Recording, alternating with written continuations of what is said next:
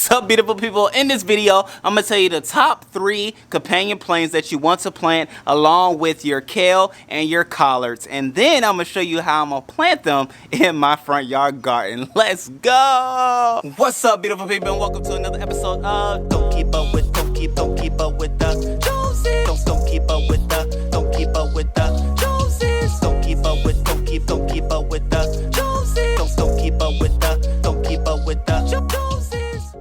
Yes, indeed, great people. We have got to the point where now we are talking about companion plantings for these here kale and collards. And I say these here because I planted them on Wednesday, those 2 bad boys, in which you can see that video if you did not see it. But nonetheless, I'm excited for the growth of them, and so in preparing for them, I want to use the best companion plants for the kale and the collards. And I did this in the backyard, so I know that it's very tried and true, and it's what helped to prolong and extend the growth and the season of my kale and collards beyond when they were supposed to die off. But nonetheless, I'm gonna go ahead and give you those 3 things, and then we're gonna jump into it. First runner up is rosemary, ladies and gentlemen. Yes, rosemary, which I have planted in the garden 2 ways. One in a 5-gallon bucket, and then the other directly into the raised bed itself. So that's rosemary. The second one is dill, great people. Dill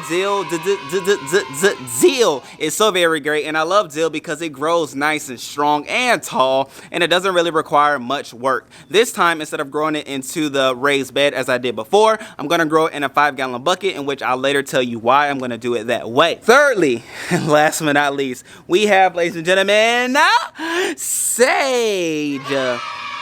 Which I love the smell of sage, but sage is so very great in the companion planting of kale and collards. And so the main reason why they are beneficial is because it keeps away the rescue pests, okay, the white flies. And of course, now it goes without saying, marigolds are always necessary and vital when talking about companion planting. But I want to give you top 3 herbs, okay? Maybe I should have renamed it top 3 herbs. Anyway, that's the name of it. But with that being said, like I said, these herbs will help to deter and distract and confuse the pesky pests from getting to your collards and your kale. And you may be wondering, how is that so? Well, it's all because of smell, okay? Your pests are attracted to your plants because of the smell that they emit. And these 3 herbs emit such vibrant, strong smells that it will distract the pests from coming anyway around what you have growing, okay? So that's what it's all about. And now we are going to go ahead and grow these bad boys, and I'm gonna show you how I'm going to do them, and as well as lay them out into the front yard garden, okay? Because with years comes knowledge, and with experience comes knowledge, and I'm excited to share it with you. And if you're new to the channel, hello! My name is Ricky Jones Jr. I love doing gardening videos. I am especially, like, my heart goes out to first-time gardeners, curious gardeners, and beginner gardeners. So if any 3 of those are you, go ahead and subscribe. I promise you, you'll find something that's beneficial. And if you are an experienced gardener, please comment, okay? I love to know and grow with you. And if you are viewing for the first time, or you haven't told me before, please comment below. Let me know where you're from. That's why the flags are in the back, representing the people who view these videos, as you can see, all around the world. So with that being said, let's go ahead and plant this sage and the dill. So this case, as you can see, I am going to use a 5-gallon bucket to grow both my sage and my dill. And the reason why I'm going to do it so is because I want for these 2 to be movable, okay? And when I mean movable, you'll see what I'm talking about when I place them in my garden area.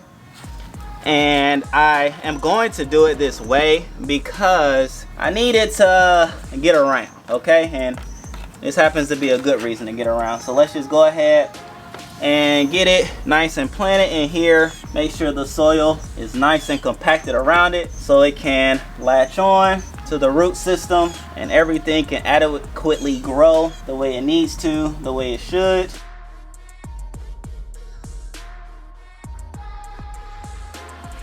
So what I'm gonna do now is take the sage over to its new resting place, which is gonna be right there. And I'm gonna do the same for the dill. Alright, so I put the sage and I put the dill where I want it to be, which is in between my raised bed garden. And I'm doing it this way because the Starting off, the collard greens will be on this side and the taller collard greens will be on that side, and the kale will go along the middle beds and along the front. And so I'm doing it this way because, as you can see, with the place in the middle, the aroma and the smell of both the sage and the dill will penetrate both sides. When I had them planted in one side or in one bed, it saturated that one bed, but having it in between, the idea is that it will spread nicely between the two. As you can see, I also have my marigold buckets, which I did a video on growing marigolds by seeds, and I have those buckets already lined up, right? Already lined up, ready to go with the same concept and mentality, because I do not want a marigold bush like this growing in my raised bed, which is taking up space where food can grow. And now it can because of that, which I'm gonna remove that bad boy probably today. I'm gonna try to figure that one out. I'll do it at the end of this video just to show you if you want to stay tuned. But nonetheless, that marigold plant right there, and then there's one already in the front, so I didn't put it in the front. But it's just like that, okay? The whole concept and idea is to allow for more space for my food to grow in my raised beds, and allow for my herbs and my companion plants and my other pollinator plants and things like that. In my garden, I want to maximize my growing space for vegetables and not so much for like flowers, for pollinators, as well as herbs and things as far as companion plants. And so in doing things in 5-gallon buckets or even in grow bags, if that's what you so choose, you will optimize and maximize your growing space in your raised beds and not, you know, take away from and doing those things like that. So that's the whole idea, that's the concept. Again, you want those 3 beneficial companion plants to keep the pests away. And if you want to take my idea or use our ideas, not my ideas, our idea, and the better way to plant those bad boys for the protection of your plants, go ahead and do so. Grow them in 5-gallon buckets or in grow bags. So with that being said, we have these bad boys planted, and I'm excited for them to do what they need to do, as well as my seeds to grow, so I can plant these bad boys knowing that they are already protected, okay? So with that being said, I love you all, I appreciate you all. If you haven't already done so, please go ahead and subscribe. It greatly helps me. It doesn't cost you anything, but it does show me that there is love on the other end of the screen. And so, like I said, I'm gonna go ahead and try to take this here marigold tree out. It's a tree at this point.